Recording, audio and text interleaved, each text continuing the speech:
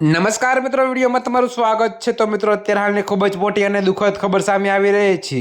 ત્યારે મિત્રો તમને જણાવી દઈએ કે સિદ્ધપુરના કાર્તિકેય મેળામાં અફરાતફરી મચી।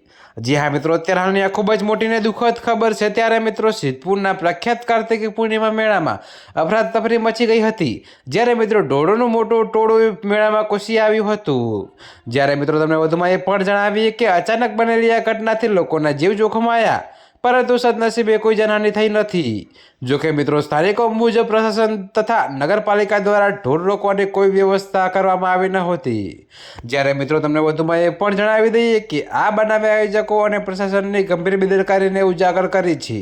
ત્યારે મિત્રો, મેળામાં હાજર લોકોને સુરક્ષિત સ્થળે ખસેડવામાં આવ્યા હતા।